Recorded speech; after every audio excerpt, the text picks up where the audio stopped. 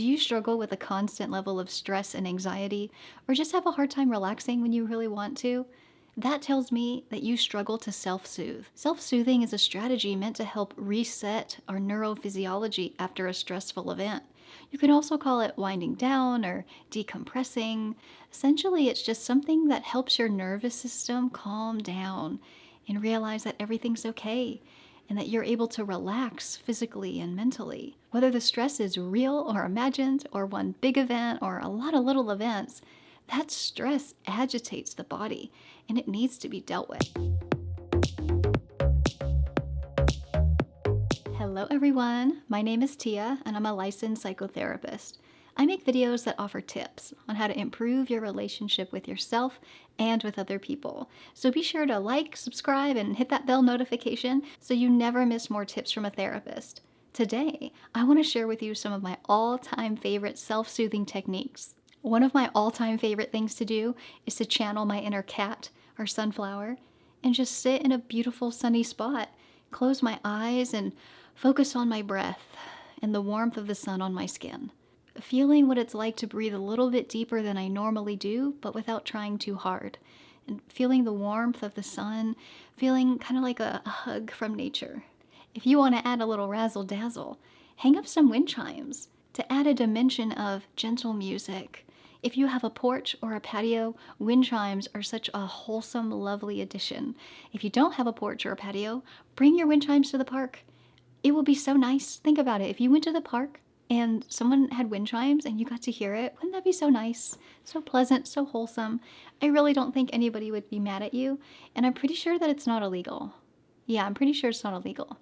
I promise you, this is such a simple recipe for peace. Think about it. If you're sunbathing with wind chimes and gently breathing, you cannot be stressed out. I dare you to try. You won't be able to do it. The other thing I do is check back into my internal world. When I get overstimulated or overwhelmed, I like to look inward. So it helps me to limit outside sensory stimuli. I really struggle to relax sitting down, so I like to lay down. And it's easier for me to fully release my body and just surrender to gravity that way.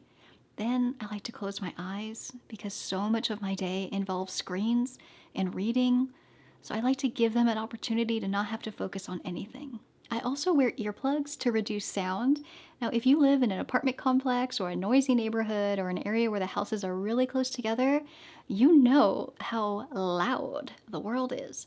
It's so rare to ever experience silence, so I try my best to facilitate it on my own. Once I've turned down the volume of the world around me, I try to focus on the space just below my skin. I know that sounds weird, but if you try it, you'll know what I mean. But it helps me find my inner world because I can locate it. It's under my skin. Sometimes this dip just below the surface of what's going on inside of me is all I need to refresh and reset. Other times, it's where I find unprocessed emotions or unfulfilled needs that are amplifying the stress that was going on and made it feel harder than it was.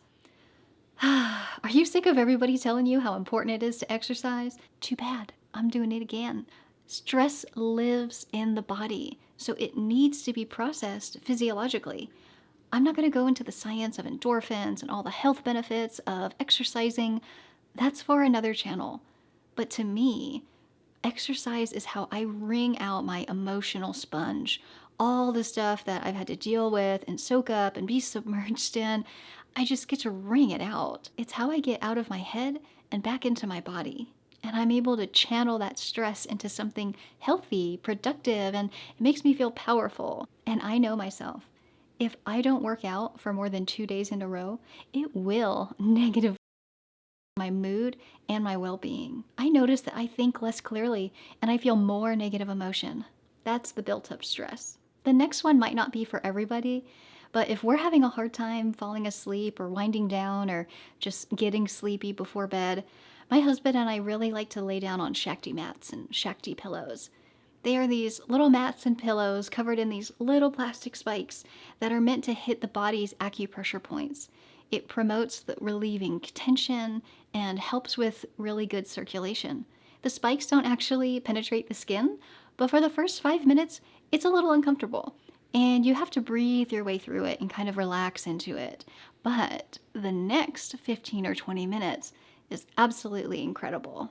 My body feels warm, relaxed, and I reach this very blissful, meditative state, which I really struggle to do on my own.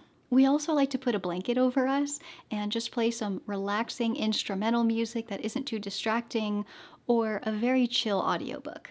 A lot of you are going to like this one: naps. I think of naps as like a hard reset. If I'm feeling off or sluggish or a little wonky, I like to pretend I'm an internet router and turn myself off and then back on again. Even if I don't actually fall asleep, sometimes just resting for 15-20 minutes is all my brain and body need to return back to homeostasis. What are your favorite ways to self-soothe? Let us know in the comments section below. And hands up emoji if you're a wind chime gal like me. Thank you so much for watching. Remember, like and subscribe, and I'll see you in the next one.